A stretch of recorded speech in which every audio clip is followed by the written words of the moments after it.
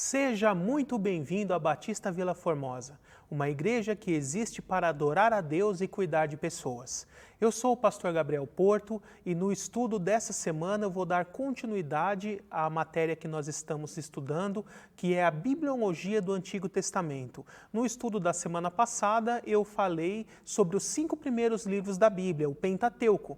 E hoje nós vamos entrar nesse segundo grupo de livros, chamados de livros históricos, que vão ali de Josué até Ester. Então, ele é um grupo com muitos livros. Nós temos ali Josué, Juízes, Ruth, primeiro e segundo livros de Samuel, primeiro e segundo livros de Reis, primeiro e segundo livros de Crônicas, Esdras, Neemias e Ester. Então vamos ver se nós conseguimos explanar de uma forma bem breve e bem sucinta todos esses livros no estudo de hoje. Primeiro eu quero falar de Josué, fazendo aquela transição do final de Deuteronômio, onde Moisés passa a liderança para Josué e depois morre.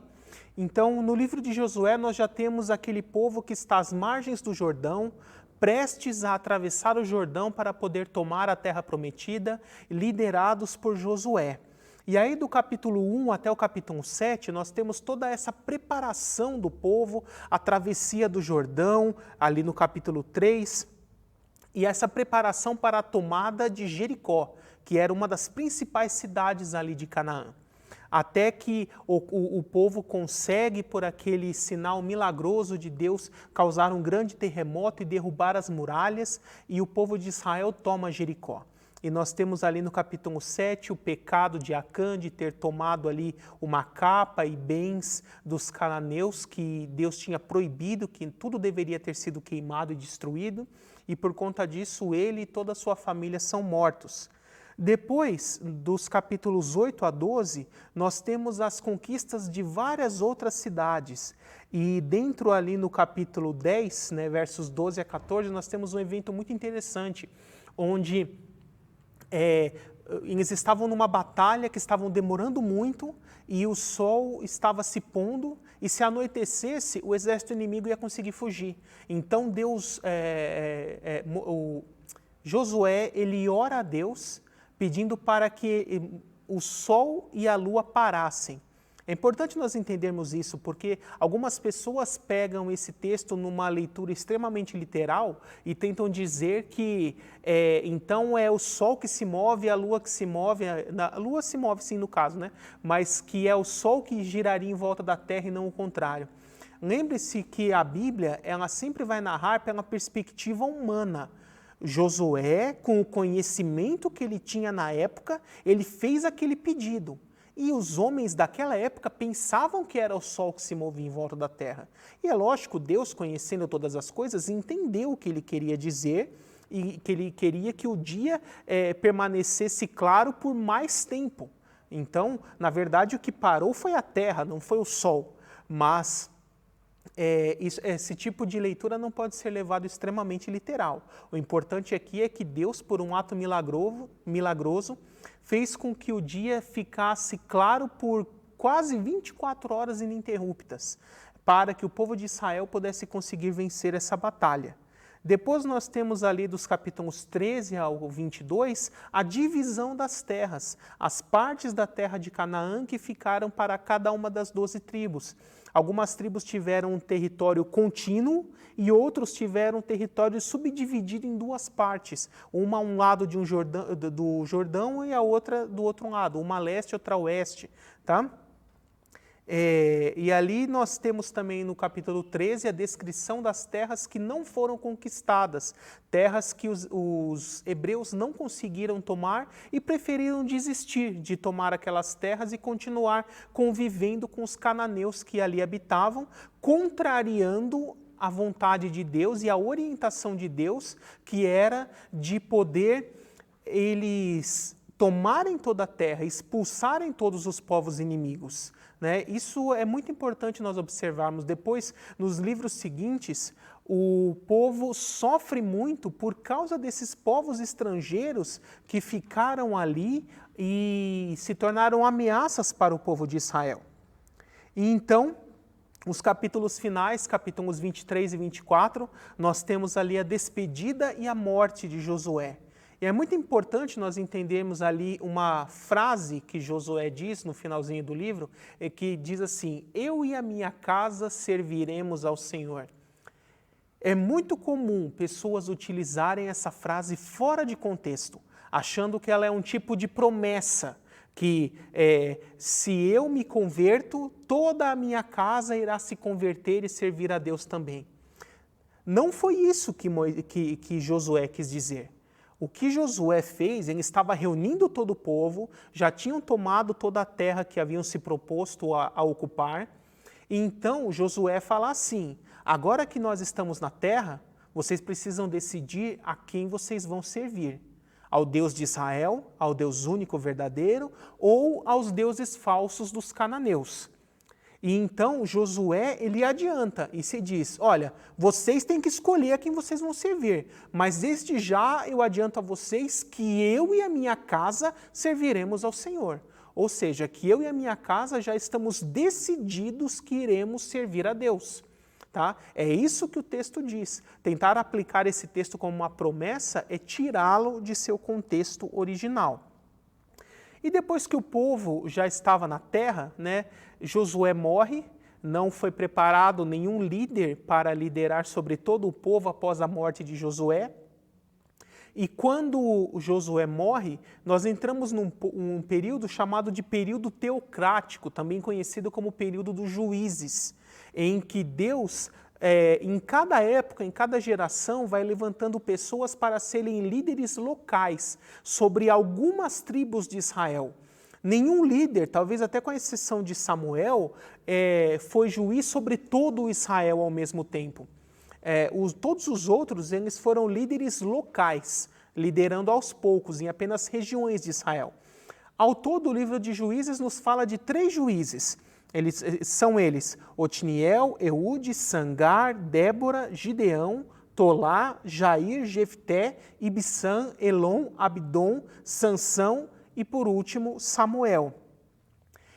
Como eu já falei em estudos anteriores, esses juízes eles eram concomitantes. Ao mesmo tempo que um liderava uma região, o outro liderava outra e assim por diante. Eles não foram todos se sucedendo no tempo. Muitos tiveram ministérios intercalados. Tá? O livro de Juízes, durante o desenvolvimento do período teocrático, ele foi sendo registrado pelos sacerdotes. E quem compilou essa versão final do livro de Juízes foi o profeta Samuel. Depois nós temos também o livro de Ruth, que ocorreu também nesse período dos Juízes. E é um livro com uma história bem simples, é um livro pequeno, ele pode se dividir em 4 partes ali. A primeira parte é que Ruth fica viúva e vai morar em Belém com Noemi, né? Depois, na segunda parte, Ruth e Boaz se conhecem e se apaixonam. Boaz era ali um descendente de Judá. Na terceira parte, Boaz consegue resgatar Ruth e se casa com ela, porque ele era parente do primeiro marido dela que havia falecido. E por último, Ruth e Boaz geram Obed, que foi avô do rei Davi, ou pai de Jessé, se você quiser também detalhar mais. Tá? Então, a importância do livro de Ruth é mostrar que Deus não leva só em conta genealogias e descendências para o seu povo. Porque, como eu já disse, lá em Gênesis 49, estava profetizado que o Messias viria de Judá. Mas perceba que Ruth, ela não era hebreia, ela era ali de um povo cananeu. Mas, mesmo não sendo hebreia, ela creu no Deus de Israel e entregou sua vida a ele. E aos olhos de Deus, ela passou a se tornar uma hebreia, se tornar parte do povo de Israel. Tanto que Deus permitiu que ela casasse com um descendente de Judá e ela se tornou ancestral do próprio rei Davi e, por consequência, do Senhor Jesus também. Então, 2 mulheres são mencionadas na Bíblia como pessoas que depois se tornaram ancestrais do rei Davi. E as 2 são cananeias, são não hebreias, né? Então, nós temos aqui Ruth e nós temos também a prostituta Raabe, lá no livro de Josué, que também se tornou ancestral de Davi e do rei Jesus. E prosseguindo, O livro seguinte é o primeiro livro de Samuel.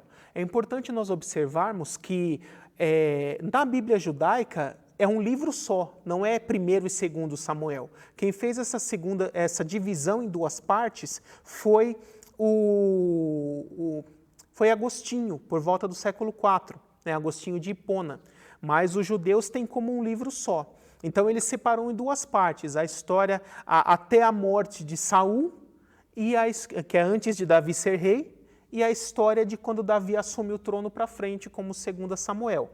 Tá? É lógico que o primeiro livro de Samuel foi o próprio Samuel que escreveu até o trecho ali da sua morte, né? Antes da sua morte para frente, já foram os profetas, os sacerdotes ali da casa de Samuel. Samuel era um dos líderes ali dentre os profetas e os sacerdotes, e ele tinha seus aprendizes e discípulos, e eles deram continuidade à história, escrevendo o livro que hoje nós chamamos de 2 Samuel. Então, a história de 1 Samuel. Do capítulo 1 até o 7, nós temos o nascimento e o chamado de Samuel. Ele nasceu de uma mãe que era estéril, então ela orou a Deus e Deus concedeu que ela tivesse um filho e ela fez uma promessa de consagrar esse filho ao Senhor. Então, depois de alguns anos ali, quando ele tinha idade suficiente, levou ele ao sacerdote Eli para que ele fosse consagrado ali para trabalhar e ficar junto com Eli e os sacerdotes durante toda a sua vida. Depois do capítulo 8 ao 15, Saul se torna rei, mas depois é rejeitado. É muito importante nós explicarmos bem a questão de Saul. Deus já tinha no seu coração de colocar Davi como rei, mas Davi não tinha nem nascido nessa época. E o povo de Israel estava clamando por um rei, queriam um rei do mesmo jeito que os povos pagãos tinham. E aí Deus fala para Samuel, não fique triste, porque não é a você que eles estão rejeitando, é a mim. Eles não querem ser governados diretamente por Deus, eles querem um rei humano. Então Deus, até como uma forma de punição sobre Israel, dá a eles um rei do jeitinho que eles queriam. Alto, forte, bonitão, mas ímpio e mau, igual os reis dos povos ímpios. E eles sofreram muito ali na mão de Saul. Até que, depois que Saul ele estragou totalmente o seu reinado e foi definitivamente rejeitado por Deus, Deus conclama a Samuel para ir ungir Davi como o próximo rei. E aí, dos capítulos 16 a 30, Davi é ungido para se tornar o próximo rei. Né? Dentro desse bloco, nós temos ali no capítulo 17, um texto muito conhecido em que Davi mata o gigante Golias. No capítulo 25, a morte de Samuel. Até que no final do livro, ali no capítulo 31, Saul se suicida durante uma guerra, quando ele vê que não tem mais condições de vencer, e termina o primeiro livro de Samuel. Então, o segundo livro de Samuel começa exatamente nessa sequência, onde dos capítulos 1 a 7, Davi vence a oposição, tanto interna quanto externa, e se torna rei, é coroado rei. Né? Dentro desse trecho nós temos o capítulo 5, onde Davi conquista Jerusalém, porque até então Jerusalém era dominado por um povo chamado de Jebuseus, ele não era território dos hebreus, mas Davi consegue tomar essa fortaleza, ele ocupa essa cidade e faz dela a capital de seu reino. E dali para frente Jerusalém continuou como a capital do reino judeu, até a queda da nação de Israel, que eu vou mencionar mais à frente. Tá? E aí dos capítulos 8 a 10, nós temos que Davi conquista várias vitórias em guerra. 11 e 12 é aquele episódio onde Davi adultera com Batseba, é repreendido e se arrepende, mas sofre as consequências de seus atos. Depois dos capítulos 13 a 20, nós temos aquelas rebeliões e a morte entre os filhos de Davi, né? Porque a espada jamais se apartou da casa de Davi, ele teve muitos problemas com os seus filhos. Um filho acabou estuprando a própria irmã e foi morto pelo outro filho. Depois esse outro filho mais velho, Absalão, ele quis tomar o trono, assumir o reinado sobre Davi. Davi teve que se fingir de louco e fugir, e depois levantar uma força para conseguir tomar de volta, até que o seu outro filho acabou sendo morto. Então ele acabou perdendo os seus 2 filhos homens, mas Deus, pela sua misericórdia, permitiu que ele tivesse mais um filho, Salomão, este que veio assumir o reinado e foi rei no lugar de Davi depois que ele veio a falecer. Então aqui dos capítulos 21 a 24, Davi estabiliza seu reino e reina tranquilamente, até o fim de sua vida. O livro de Reis, ele não é exatamente uma continuação dos livros de Samuel, porque ele repete alguns eventos com mais detalhes e por outra ótica, tá? Então, ele começa dos capítulos 1 a 11 e ele descreve os reinados de Davi e Salomão, que é o que nós chamamos também de reino unificado, quando todas as 12 tribos estavam sob o domínio de um mesmo rei. Dentro desse bloco, nós temos ali a construção do templo, que vai ali de 1 Reis 5 a 9, também o relacionamento com a rainha de Sabá, entre Salomão e a rainha de Sabá, ali no capítulo 10. E aí, no segundo bloco, dos capítulos 12 a 14, nós temos o reinado de Roboão, que foi filho de Salomão, e isso causou uma divisão do reino. O reino se quebrou em 2 partes, com a rebelião de Jeroboão e divisão do reino, que é descrita ali no capítulo 12. E depois nós temos a descrição de reis no norte, reinando sobre 10 tribos de Israel, e reis no sul, reinando só sobre Judá e Benjamim. O povo de Israel se dividiu, se quebrou em 2 reinos. Então, ali no capítulos 13 a 15, nós temos os reinados de Abia e Asa, em Judá, no sul, e de 15 a 22, os reinados de Nadab até Acasias, no norte. E dentro desse bloco, os capítulos 17 a 29 nos relatam a história de Elias e a história de Eliseu, 2 profetas bíblicos, Elias e depois seu discípulo Eliseu. No cânon judaico, esses 2 livros, 1º e 2º Reis, também são um livro só, tá? Que também foram subdivididos já depois de Cristo por teólogos cristãos, quando o cânon completo dos 66 livros da Bíblia foi montado. O livro de 2º Reis, ele começa ali dos capítulos 1 a 13, reinando sobre os reinados de Acasias, Jorão, Jeoás, no norte, sobre o reino do norte, que levou o nome de Israel, depois ficou ali com a capital em Samaria. Dentro desse bloco, nós temos um trecho importante que fala do arrebatamento de Elias e o ministério de Eliseu, de Elias tendo sido arrebatado vivo e Eliseu que continuou o seu ministério. E aí, na segunda parte do livro, dos capítulos 13 a 17, nós temos os reinados do norte e do sul até a queda de Samaria. Então, o texto vai narrando quem estava reinando no norte, quem estava reinando no sul, até que o reino do norte veio a ser destruído pelos assírios e deixou de existir, E esses mesmos assírios que destruíram o reino do norte também desceram para Jerusalém para tentar destruir também o reino do sul. Mas nos capítulos 18 e 19, Deus dá um grande livramento e fala que Deus manda o anjo do Senhor e que ele mata em uma noite 185 mil homens do exército assírio.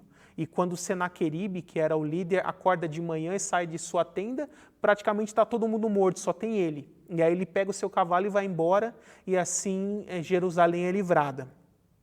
E depois dos capítulos 20 a 25, nós temos reinados de Judá até a queda de Jerusalém, ali em 583 a.C., pelas mãos do rei Nabucodonosor da Babilônia. Depois nós temos também o livro de Crônicas, também dividido em 2 partes, 1º e 2º Crônicas, que no cânon judaico também é um livro só. Basicamente ele tem 2 partes, dos capítulos 1 a 10, genealogias de Adão até o retorno do exílio, e a segunda parte, dos capítulos 11 a 29, o reinado de Davi até a sua morte. Então, basicamente, é uma recapitulação para que aquela geração da época do cativeiro aprendesse um pouco mais sobre a história do povo de Israel, dos reis, de como foi o seu passado. Segundo Crônicas, nós temos dessa continuação, os capítulos 1 a 9, reinado de Salomão e a construção do templo. Capítulos 10 a 12, o reinado de Roboão e a divisão do reino, e capítulos 13 a 36, vários reinados até a queda de Jerusalém. Então, basicamente, ele é uma recapitulação dos livros de crônicas com alguns detalhes a mais acrescentados. E aí nós temos o livro de Esdras, que já é pós-cativeiro. O povo de Israel foi para a Babilônia, ficou 70 anos no cativeiro, depois os babilônicos foram derrotados pelos persas, e os persas permitiram que o povo de Israel fossem voltando aos poucos para a sua terra. E aí, o livro de Esdras nós podemos dividir em 3 partes. Né? A primeira parte, os capítulos 1 e 2, o primeiro retorno dos judeus a Jerusalém, porque foram ocorrendo várias comitivas no decorrer do tempo, não voltaram todos de uma vez. Capítulos 3 a 6, a reconstrução do templo, que estava em ruínas ali por causa da guerra com a Babilônia 70 anos antes. E capítulos 7 a 10, Esdras lidera e ensina o povo. Então, depois que o templo foi reconstruído, a cidade já tinha novamente os seus muros, já tinha condição de se defender. Esdras conclama todo o povo a se assentar junto e ele ensina o povo novamente toda a lei de Deus e lidera esse povo que já tinha voltado para Jerusalém. Na geração seguinte, nós temos Neemias, que também escreveu os seus livros. É interessante que no cânon judaico, esses livros eles são chamados de Esdras 1 e 2. O livro de Neemias, no cânon judaico, ele chama de Esdras 2. Né? Mas na nossa Bíblia cristã acabou levando o nome de Neemias. Então, Neemias ele é basicamente dividido em 3 partes também. No capítulo 1, Neemias é autorizado a retornar a Jerusalém ali pelo rei Artaxerxes, né? E ele recebe um documento que o autoriza a pegar todo tipo de materiais, madeira, metais, mão de obra, ferramentas e tudo o que fosse necessário para reconstruir completamente a cidade e o templo. Então, todo o caminho em que ele foi passando por províncias dominadas pelo Império Persa, ele foi recolhendo esses recursos para levar para Jerusalém para poder montar. Né? Depois, dos capítulos 2 a 6, Neemias reconstrói a cidade de Jerusalém, e dos 7 a 13, Neemias organiza, lidera e ensina o povo. Né? A mesma coisa que Esdras tinha feito na geração anterior, Neemias conclui.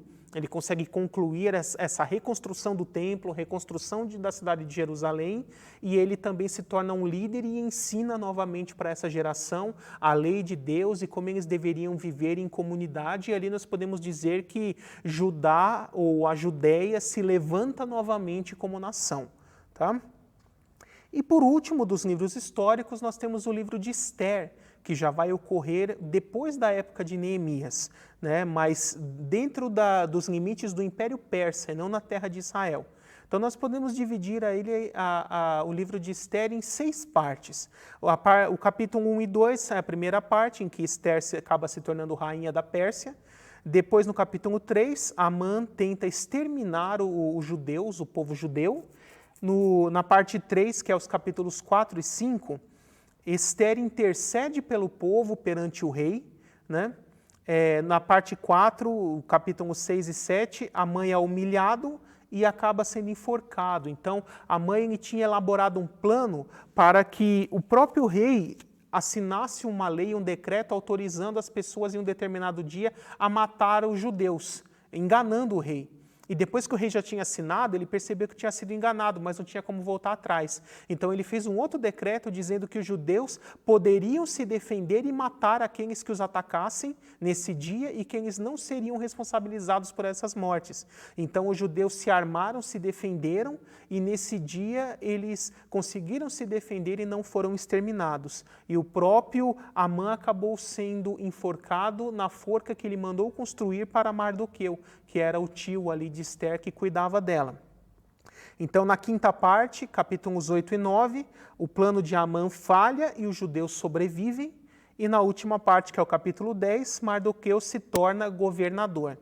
É importante nós explicarmos que o texto canônico de Ester termina no capítulo 10, verso 3, porque no Concílio de Trento, a Igreja Católica adicionou mais 6 capítulos e alguns versículos no livro de Ester. Vai do 10, verso 4 até o capítulo 16. Mas essas adições, elas são lendas, são ficções que foram escritas muitos séculos depois, por volta do século II. E os judeus não reconhecem esses textos como fiéis nem inspirados. E é por isso que as Bíblias, tanto a judaica quanto a cristã protestante, não têm essas adições no livro de Esther. Ele oficialmente termina no capítulo 10, verso 3. Então, esses são os livros históricos, recapitulando rapidamente aqui. Nós temos ali Josué, Juízes, Ruth, 1º e 2º Samuel, 1º e 2º Reis, 1º e 2º Crônicas, Esdras, Neemias e Esther. No estudo de hoje nós vimos ali, de uma forma bem breve, os livros históricos do Antigo Testamento. Espero que esse estudo tenha sido edificante para você, que Deus abençoe, e vamos fazer uma oração para encerrar esse estudo. Santo Deus, Pai de amor, todo-poderoso, peço, Senhor, para que abençoe todos que estão assistindo esse estudo, para que o Teu Espírito Santo possa consolidar nos corações de todos eles esse Teu ensinamento e que eles possam trazer aplicações práticas para as suas vidas, confiando e crendo na Tua palavra que é santa, poderosa, viva e eficaz. Supre as necessidades de cada um dos que estão assistindo, Senhor, para que eles tenham o que precisam. Essa é a nossa oração que fazemos, já agradecendo, em nome de Jesus. Amém. Que Deus abençoe a todos vocês e nos vemos na semana que vem no próximo estudo, onde eu darei continuidade com os livros poéticos da Bíblia. Você sabia que a Bíblia também é um livro de poesias? Poesias, músicas, canções e vários tipos de narrativas. Nós estudaremos os livros de Jó, Salmos, Provérbios, Eclesiastes e Cantares, os chamados livros poéticos da Bíblia. Não perca no próximo estudo da semana que vem, onde nós estudaremos os livros poéticos. Que Deus abençoe a todos e até o próximo estudo.